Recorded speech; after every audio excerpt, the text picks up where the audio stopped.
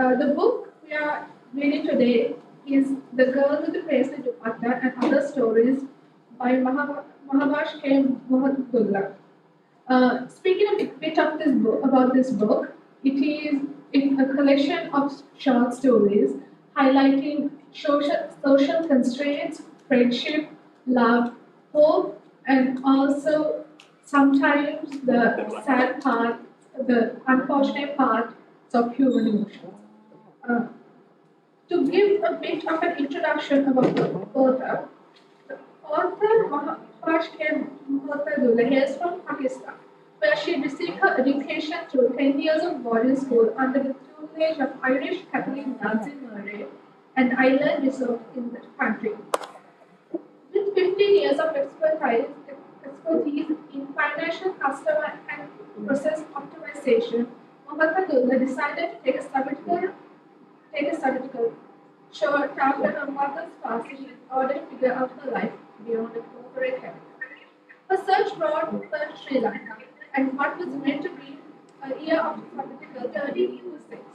On 13 January 2022, her famous-centric anthology series, The Girl with Paisley Dupatta, was released.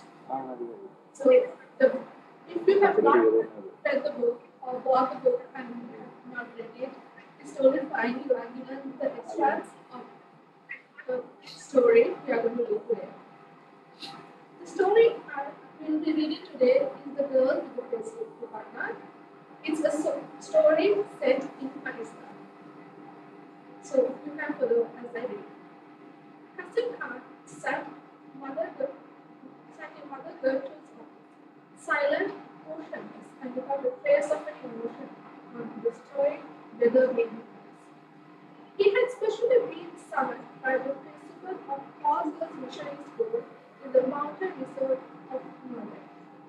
After the sanctification of the church in 1857, missionary schools had mushroomed across the picturesque town that was located at the foothills of Himalaya. By the late 1980s, generation Presbyterians were graduating from these institutions of academic learning and character building.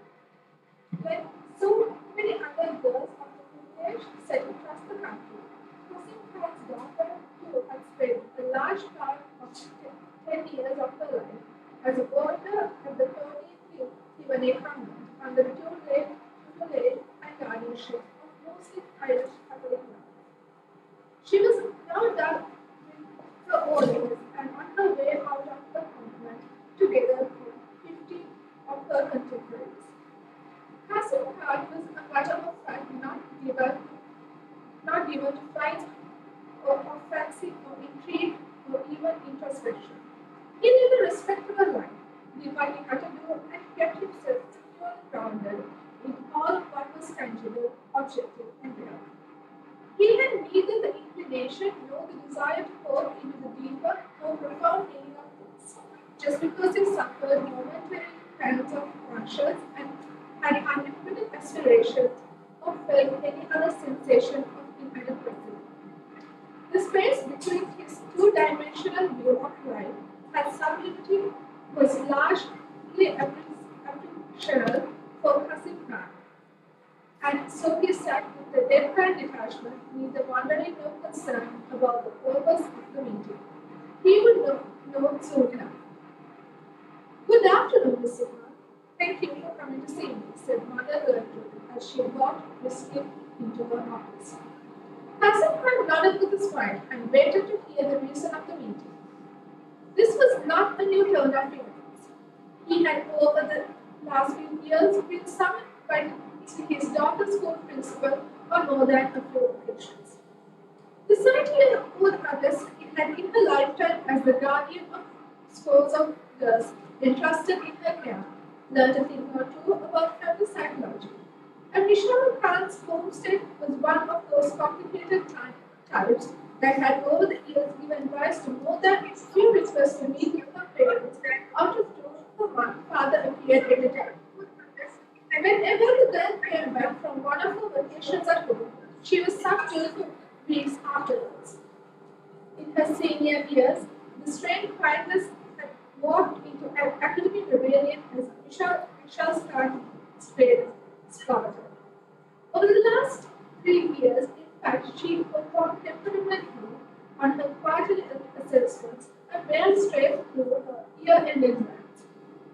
Every effort made by her teachers to talk to her and then to discipline her had failed. The conversational psychotherapeutic attempts made by Mother Gertrude also had no effects on girls' erratic behavior. And now she had sat for her O-level exams, and no matter what the outcome, she would permanently rested from the refuge of her boarding school and the daily familiarity of her friends, though hardly mainstays such as they were in the senior trouble like her life. Mother Gertrude felt a rush of anxiety and concern for her work. This was it. She had to try to get to Michelle's father. Pastor Khan had over the last few years attended every one of the beginning of the term meetings. She requested to discuss her daughter's academic and behavioral issues, had listened politely but discreetly, and promised to sort out whatever the problem was. And then Michelle came back and the cycle continued unchanged and abated. The wise old nun knew, however, that the angst and grief that Michelle rolled out of her teachers and caregivers was a balancing act of nature, a burden undertaken, a load displaced. In the great cosmic harmony of things, Michelle healed, rebuilding her spirit even as she acted out. Michelle, Michelle will be going home for good this time, Mr. Han, and I continue to worry about her. She is a sensitive girl and requires care and attention. She hesitated before continuing. It may be a good idea for her to get some professional psychological help. She looked at the man sitting in front of her for any signs of having understood the seriousness of his daughter's situation. He looked back at the unblinking robotically with a small smile plastered diligently on his otherwise impressive face. This was definitely not going to be one of her triumphant, meaningful moments, where she was able to bridge trust and understanding gaps between a parent and child. A parent and one of her girls had the implication, and the implications were disheartening.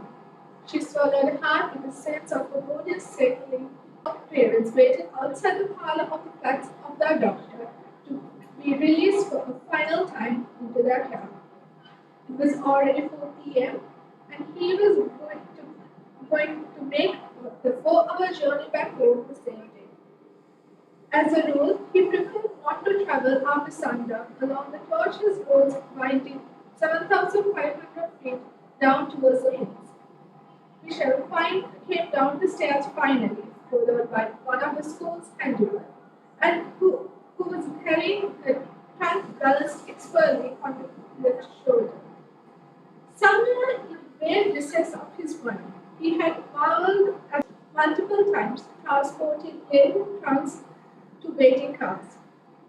Consciously, he was only aware of a critical task being done to expedite their departure. Salam alaikum, Baba, she said simply, and followed him to the car park at the end of the serpentine driveway. She looked back one last time at the stone steps, at the red painted flower pots where yellow and orange geraniums bobbed their head in the wind, at the entrance to the visitors' parlor, at the volleyball court, at the party bar, and the teacher's cottage, and finally at the dormitory. Those safe havens that during the day held the entire school in their immediate vista, and at dusk the twinkling lights caught in a flood of emotions. She blinked and reacted as she always did when she was overwhelmed by the vulnerability of pain, grief, or even joy. She frowned and looked straight ahead, blocking the memories and the feelings, sealing her heart, making it impenetrable. Once in the car, she took out a square piece of white linen from her backpack and put on her hijab. Qasim Khan sat in front with the driver. Father and daughter began the journey towards the Peshawar in silence.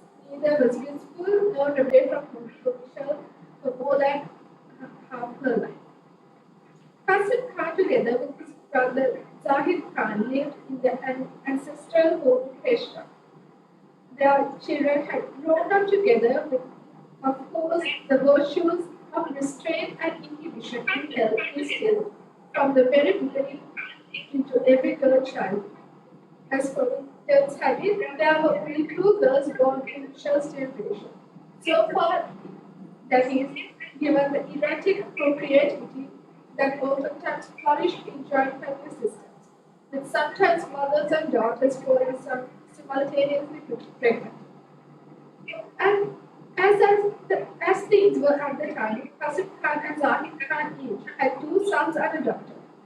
In their homestead, girls were promised off to eligible boys and men as closely related to their leader, older of Zahid Khan's two sons. Michelle's nikah ceremony, in all its quiet austerity, had taken place when she had just turned 13. Even at that tender age, she was unaware of the implication of being handed. She was aware of the implication of being handed over to her uncle's family, of now being Zahid Khan's wellspring of honor, modesty, and one of two future perpetrators of his genomic lineage of nature and narrative. Until that day when the protective walls of her home had come tumbling down around her. It was 6 months after her nikah to Darul, while she was back home for Eid holidays. It was the scorching heat of summer, when the whole household was pure in full splash shower, dead to the world until the cool evening breezes stirred the stillness. She had gone to the kitchen to look for a snack when he had come upon her. She was still surrounded by the luxurious afterglow of her recent siesta when Dawood had her with such ferocity that she was battered and utterly bewildered. He had only let go because he heard the landline ringing, unable to recognize the atrocity and the ugliness of the episode in its immediate aftermath was in flux of confusion and bewilderment. She got to her feet and fixed her shirt, tentatively touching her arm where a vein was already forming. She felt her bruised throat catching sight of her reflection in the glass door of the cabinet, also the rip on in the neckline of her kameez. She stared at the image of seething heat of embarrassment and shame, now beginning to fill her every pore. She felt like she was choking again, but this time it was her own guilt and distress that had been strength, their strangled her. Barely able to breathe, she picked up her dupatta from the floor and made her way back to the bedroom. Her mother was just waking up. Kulsum took one look at the daughter, got up and locked the bedroom door. She sat her distraught, sobbing daughter and down and managed to extricate the gist of what happened to her. Kulsum held her daughter close for a while, held her one last time as, as at the threshold of her childhood. Then she took her across and for all she into her own encumbered, weary and confined world, just as Kusum's mother had done with her. She had hoped that her only daughter would thrive in the joys of childhood just a little longer, that the spontaneous laughter carried as it was on the type of light-hearted innocence would bring in the household for more years. But she also knew that women's hopes were like fragile petals, to drop off or be plucked by will of God, or more often by the winds of men in their lives. What was done was done. She held her daughter by her shoulders and looking straight into the eyes, she told her that this episode was to remain unspoken, forever closed for her. Michelle sat in her bedroom that she shared with her mother and her 6-year-old brother. Over the last 3 years, especially after the episode, a lot has changed. She had almost overnight matured not only a woman but also over the years developed an abhorrence for her husband to me other men of the household, including her father. She thought back to the day that Darwin had assaulted her. She had been told to forget to wash her mind clean and of the unit. Her mother, in fact, never mentioned it again, ever, hiding behind the ego and cowardice of patriarchy as, as it's a complex numeral over. Michelle thought with herself. She imagined countless scenarios where Darwin would just vanish from her life. Sometimes these daydreams were soothing, calming, and others it was not enough to imagine. She had to reassure herself in her own tracking the serial way that she was in charge of her life. So she acted out mostly in school. She wouldn't study if she didn't want to. She would eat only a teaspoonful of for the whole day if she so desired. She wouldn't wash her hair for a fortnight if the whim overtook her. With time and insatiable need to feel control of her life, she had expanded the limits of her rebellion. She had even tried to run away from school. She had meant to, seriously, but she had to try. Of course, Mother Gertrude had one of her long sermon-like talks with her. She did say that she would mention the misadventure to her father. Michelle had almost wished that her principal had told her father, only she would see some emotion, any emotion, on his cold, stony face. Something else was stirring back at Michelle's thought today. She got up and walked over her wardrobe, reaching into the far depths of its uppermost shelf. That there she that, that's where she had stored away her red pastry butter. In the days after David had attacked her in the kitchen, she had gone out of her way to avoid any contact with him, mealtimes being the necessary exception. Despite that, and because she thought bitterly, he had tormented and agonized her, intimidated and bullied her in all big and small ways that are meant to break the spirit. One day, a few months after the episode, he had again cornered her, but this time had the good sense not to touch her. Her whole demeanor was that she would ready to gouge out her silent spite. He had, he had laughed at her, and then himself, by the look of loathing and fear on her face, he said something chilling to her that he had gone after her because of the way she was dressed, proactively, without her hijab, with with only one that fancy red face burqa around her. She was asking for it, he added. She had growled at him because she had had only her low emotion to show. There was no biting retaliation, no barbs, no words that she could hurl at him.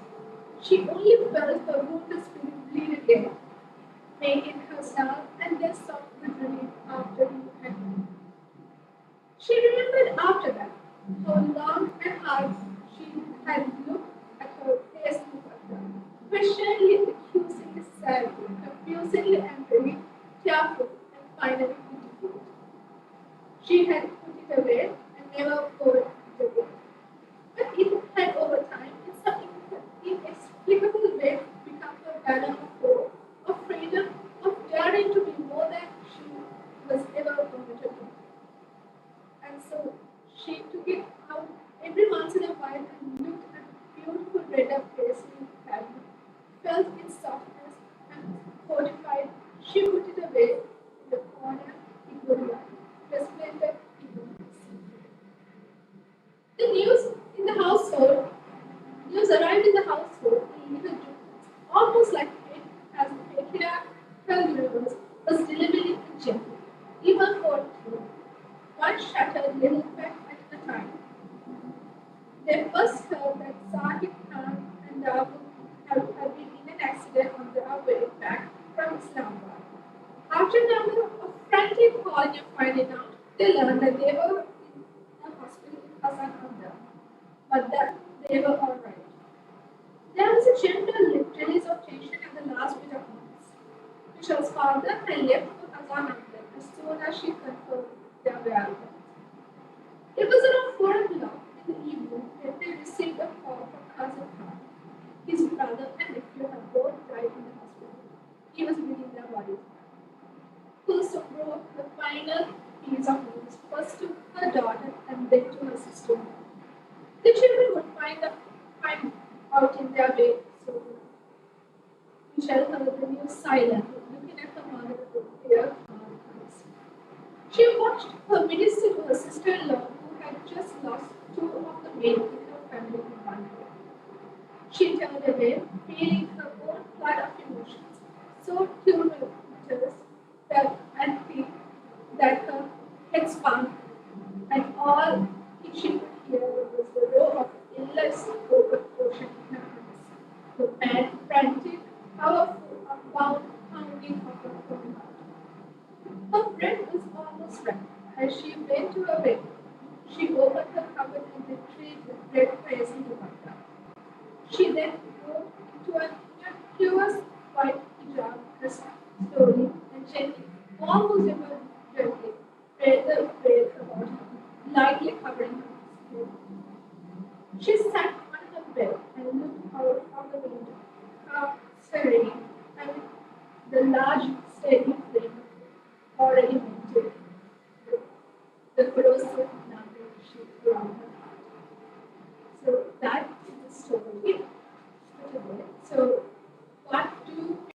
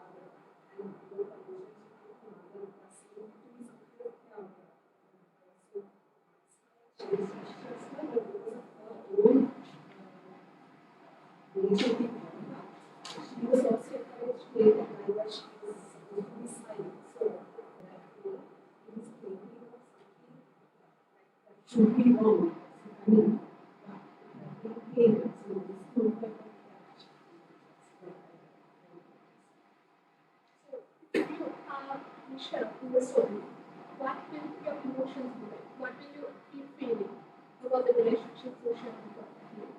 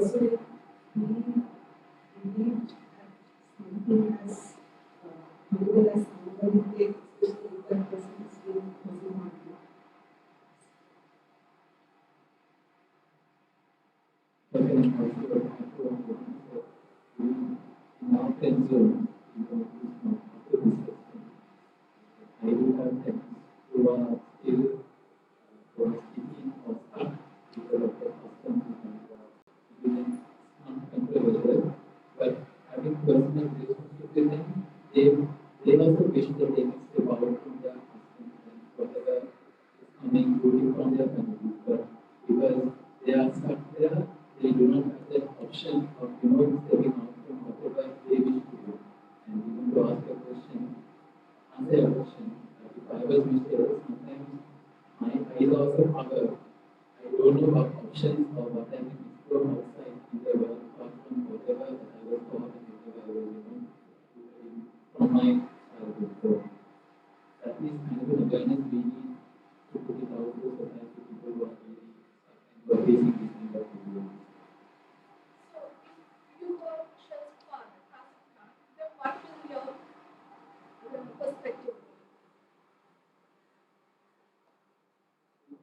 Michelle's well, to be honest, if we take Michelle's father, if he is brought up in such a way that maybe he is thinking something, doing what he's doing something right, that is what he's thinking. And can I have your opinion on that so that I can think about it? So, if we look at Michelle's father, right, now how he was raised, how things are to his life, as he was respected, he's a respected man in that society. So, do you think what Michelle's father decides thinks that what he's doing for the daughter is right? That is what my answer was also. I think he wouldn't have stepped outside to reflect on himself to check whether he's doing what is right or wrong. Rather, he's just in a blind eye, he's just doing whatever he was rooted in, the way he was brought up, he's transferring the same to his other generation as well. But I also So, do you think that he was unfair, this Michelle, unfair, like, what do you think, what do you think is the right person in this story? Like, what should be, I think there are two perspectives. One would be from Michelle's father's angle. If I was Michelle's father, as I told, I'm blind in this, and I keep doing what my parents taught, what my ancestors been doing, and I'm doing what I feel right to my next generation. But the second opinion would be the third person's opinion. It is somewhat unfair in this current aspect or in this current scenario. Maybe she has her own rights. She has her right to decide when she wants to marry, what she wants to follow. In that perspective, I would say that is wrong. But as a father, maybe even I might have some inherent characters which I would like my child or my son to follow. To be frank, maybe I'm a very cricket fan. So now itself I have decided how my son should play cricket. So maybe out of this story, it's a realizing point. Okay, maybe if he likes football, maybe that's football also for him, not just cricket. So from father's aspect, maybe he's right, but in a third person's point of view, I would say no. I'll ask one more question. It's a bit unpopular question about another character. Um, about Hasimka's sister-in-law, the one who lost her son and her husband. After they received the news of the death, what do you think her emotions are?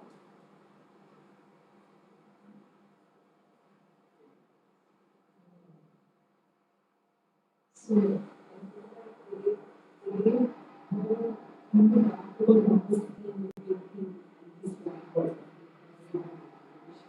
so you would actually leave him as the son,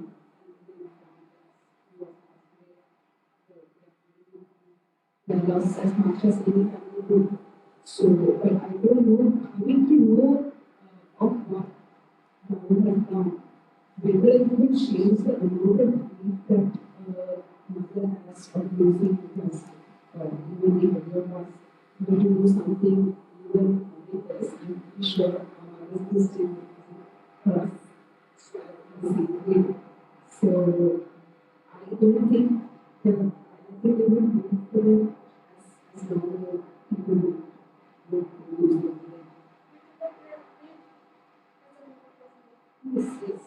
I'm talking about his parents and his father. His mother was involved, his her husband and his So I'll read this line. But she, so this is when Kulsum was telling her daughter the incident. She also knew that women's hope were like fragile pebbles, to drop off or to be plucked by the wind of death, or more often by the winds of the wind in their lives. Now, what do you think? The emotions. so it seems like she also might have stories that she is finding in maybe so this was said by Wood's mother. Uh, Moving how so that was just a line I quoted from the book. So after I told you this line, you think that she will grieve as the normal family, maybe less, maybe more. so if I'm not mistaken, we're talking about Nisha's mother and the way she is a Darwin's one. Yeah, but how she will feel. Would you agree to that? So there's a passage they just said that Kosu broke this final piece of news first to her daughter and then to her sister-in-law. The children would find out their fate soon.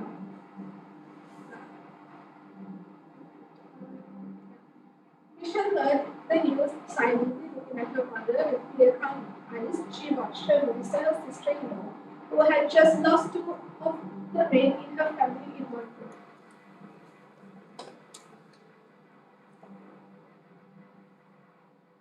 So I think honestly, myself that honestly somebody is still when you the death of a family member, they still feel that the story is not going to the particulars of how Kunstu was treated and how she would have also faced domestic violence or maybe she would also have been close to be silent about her struggles and why we see many characters in this family like the child and her mother. So in the right, I don't know because even in the story, it's been told that some this item of clothing that Vishal has been so traumatized by that she wasn't able to like, pick up. Even though she loved the color, she loved the fact that it was a different department that she did. Right? She couldn't even look at it too long without reading the trauma. And once the subject of the trauma had passed away, instead of leaving it in a manner that you would think, one would feel when they lose their husband, she put on the dukkha without faith. So her trauma, she had overcome. So I don't know whether there are similar emotions going through also as well. It's a really as one story, uh, but I'm pretty sure losing a son, I don't know about her husband, it's devastating to her, but I think she would feel the same way as like, when she lost a son. As to how her husband treated her, I think I'm just too sure.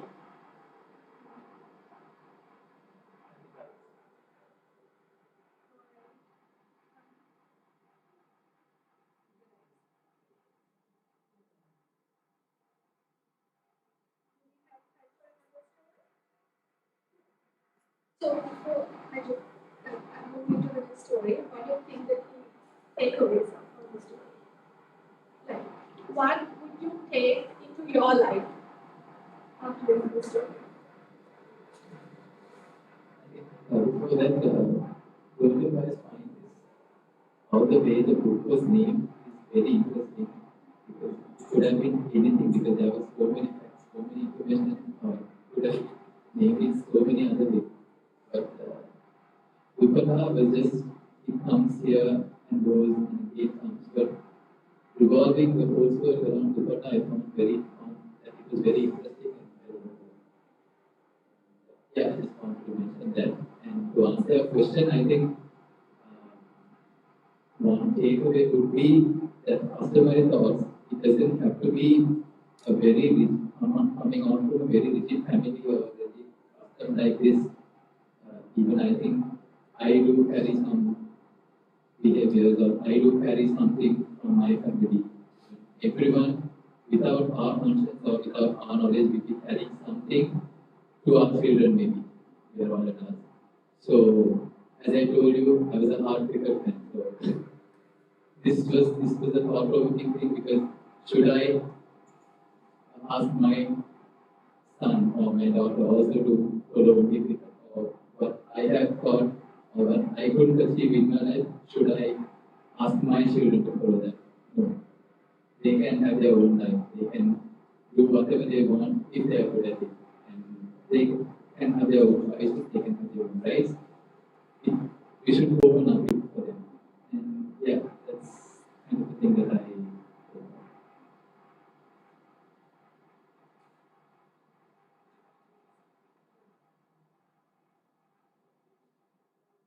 So I think the takeaway is would be instead of making really something faster and then when to point there are so many unfelt emotions or unsafe emotions. Uh, it's better to address it at the root. Here, what happened, she went to the mother for comfort and she returned being asked to be silent.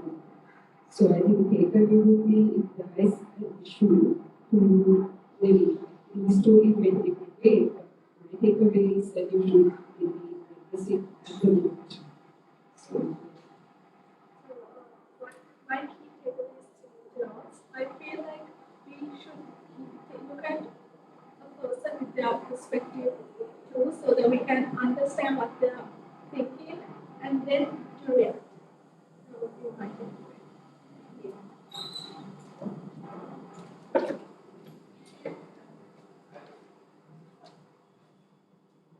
Have you started? that's it. yeah. You said four, right? Three. Three. That's That was it. it. Okay. So she's actually just in time for the next story. Yeah, so we just finished one story and we started discussion. Okay. This I'm is, sorry about that. I was just seated there at the High Court Lawyer's Lounge. I don't want to dress and change my sari to this dress. I'm sorry about that. Just didn't pay attention. So this is the other story of the day.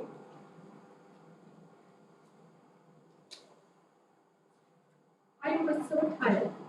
I arrived at my grandmother's house nearby at a little past 3 p.m. It was cold mid-March evening, and the slight chill in the air felt so good.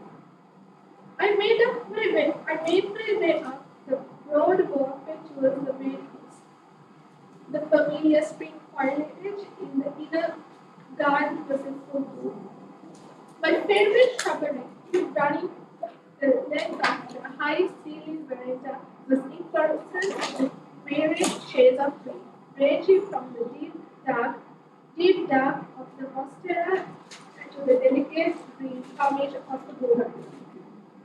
The late afternoon light played lazily along the half-shaded steps leading from the garden to the veranda, each cloudy shape fitting like a gossamer phantom between the real and the shadow worlds.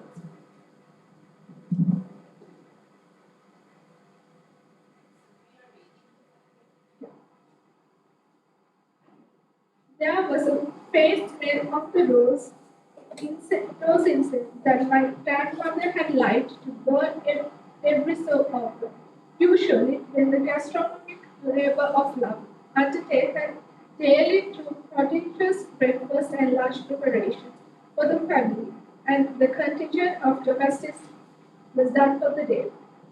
It barked in barely perceptible undulations like a shy little bird playing hide and seek. I stopped for a bit to take it all in. I breathed it all in. I was full, but I was so tired. I walked into the big airy lounge, greeted immediately by the portraits of my grandmother and my mother. I looked at the pictures and waited for the inevitable wrenching tug of party. It didn't come. Instead, I felt the quiet calmness and solace I was back home. You arrived here, right? The old homestead retainer said, looking at me quizzically. I hadn't heard her coming.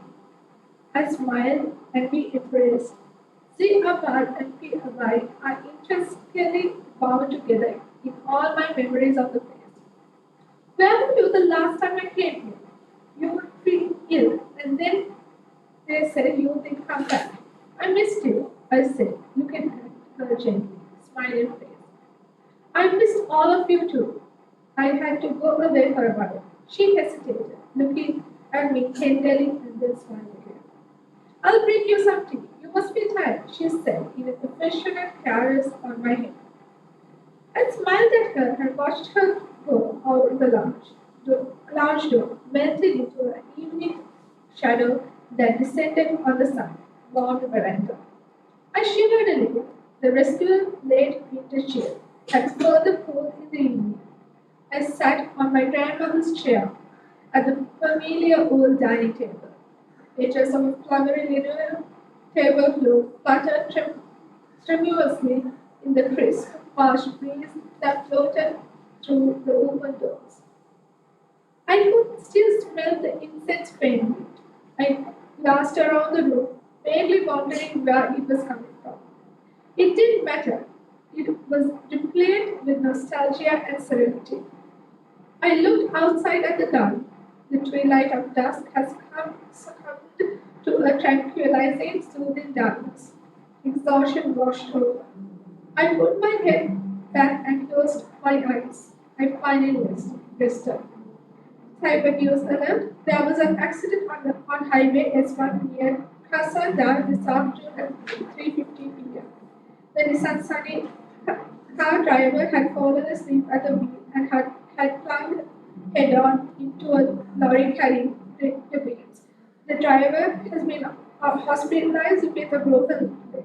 The passenger, a woman in her 40s, died on the spot. What do you think of this? Your thoughts on the story?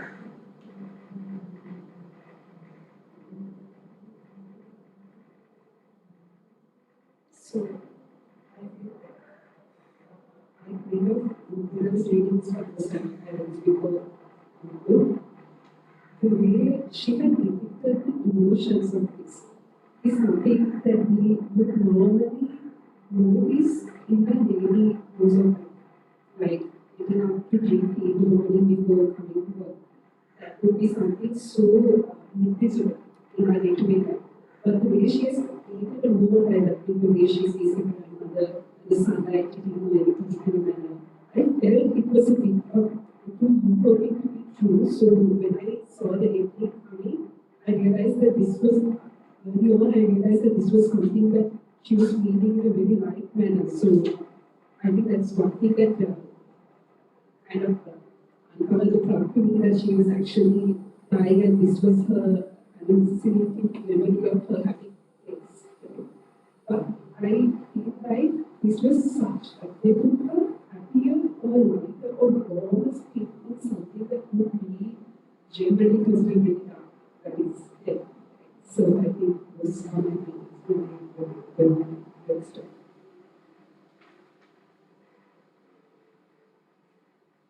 Uh, this little bit. I think she found it more welcoming to the environment than the people who said, the person who said that they missed her. She found everything else welcoming. Like was a breath of fresh air or something like that reminded of earlier. So I think the environment and the presence of that beauty of that environment, uh, I'm alive or for a moment, that feeling for her. Do you think she knew at that point when she was going home that she is no more in this world? What did you mean by that? No more in the world. So she has passed away in the Yes. accident, right? So when she first went to the grandmother's house in the story, Yes. Well, do you think she was aware of the fact that she has died? Or she knew it and still she went there? I think she knew it, and she still wanted to go. Okay. What do you think about the conversation she had when she's there?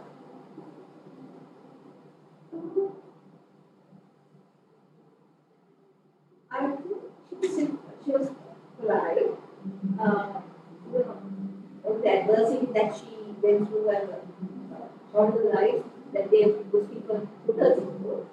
But she can't forgiven them, and she didn't feel anything, any anything against them, and she was still fresh in her thought. In that they have a proper conversation. And a line follows is, where were you the last time I came here? You have been ill, and they said that you didn't come back. I missed you.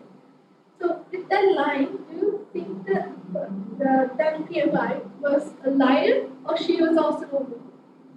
So we will come back. So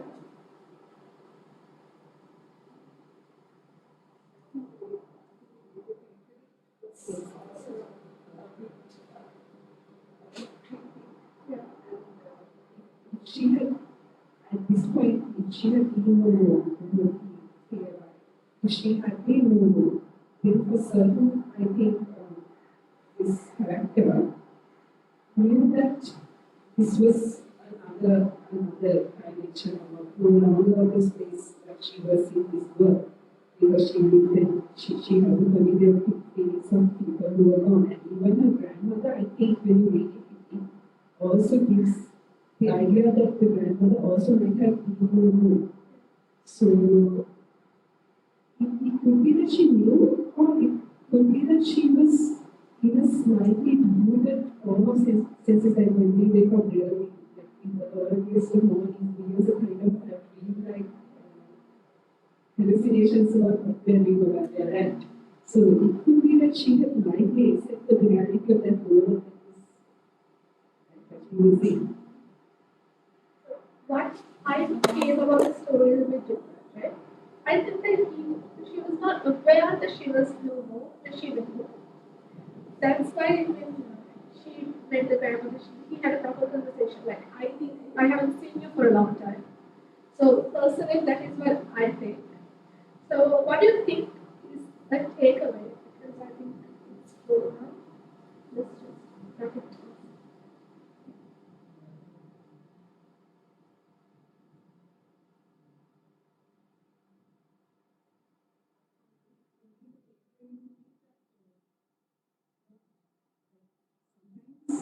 You, when it comes to handling difficult moments like this, where she is having probably is car accident, so she was feeling a lot of pain, but she just say that she had chosen to turn off that part of her mind and rest into it, to a place of familiarity. She is literally been gone to the happy place, right? So maybe there's some kind of lesson about letting go when you need to let go. And to begin to whatever familiarity and bond that you feel at the moment, just so that it kind of becomes yours something. So that's one. I'm not saying you're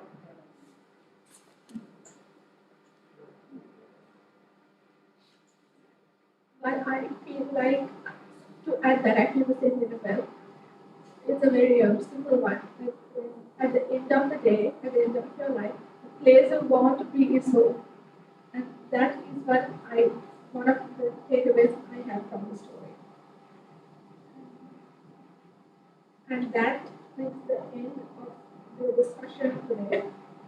Uh, so again, I would like to remind everyone that this is a place to reconnect, to take a break from your legal work and just be free. It's a comfort space, a safe space. And we ending our session now, and we'll give you updates about the next book and how the next session is going. So, so Thank you. Thank you. Uh, why did you decide on this book? Why was this book special to you, if I may say? get books, right? It was around the day at the bookshop. I saw this book, and the title was of course it. And then when I read it, I just laughed. And it was based in Pakistan, right? Yes. Yeah. So that was new to me, and I would like to learn. Yeah. Yeah. So that was the reason I chose this book because usually like local Indian, American, British, those books we read, but a Pakistani book is rare. So I wanted to see the world through their eyes. So the author is also Pakistani, right? The author is Pakistani. The book has Pakistan. It's based in Pakistan and Sri Lanka. Yes. The author came to Sri Lanka when she was on sabbatical. So there are some short stories in Sri Lanka as well, but mainly Pakistan. I want to add something Yeah. to this. I would juggle a lot, but I love to read. I don't want to stick to only legal thinking. I want to read, although I'm old, I still want to have a broad, I have a curious mind, and I want to see the entire world like think. So I had this book on my table, and there were lawyers asking me. So they think I'm anti-feminist, anti-Muslim, I'm a Muslim myself.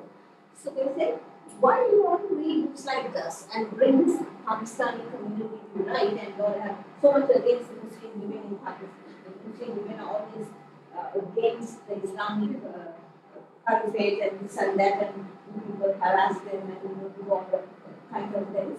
And why do you want to showcase this? I said, well, I didn't choose this, but it's quite an interesting book. Why don't you come to this thing, the bookshop? Is that how we have things to do? So I don't find this like a feminist book. Like I won't call it a label because it's wrong. Exactly. Yeah, like the real emotions. So some are sad, some are happy, but it's realistic. Yes, Yeah, what's so- happening there? Exactly. So that of course I found out after I read the book. That's very interesting since you are not aware of their background, what their roots are, and how they treat the opposite sex, and how they look at, how they define the. I mean, it's not everywhere, but very much we are learning now how the country is conducted. They're very much we are, although they say we are very liberated at certain parts of Pakistan. They are very liberated, but not everywhere. Yeah. In the village. It's very interesting because Yes. we usually have boxes in our mind, right? Yes. This takes us beyond that box. Yes. So that's why I found this book a very interesting book that shows this. And in this has another part also that has come. When I went to the bookshop, Jan 3 publisher in Hawaii, that's where I got this book from. The guy, he showed me there is a second part to this book. Yeah, I just saw Volume it. two. I would definitely buy that book. Yes, he has a very interesting books. Yeah. Jan 3 publishers. I'll check that out. Yes. I think we all should check that out. I didn't want to go far in we were Southside to buy this, so I went to the Halpidu thing. They have nice books. Yeah. And it's a cafe, I'm sorry I'm talking too much, where you pay 3,000 and you can stay 24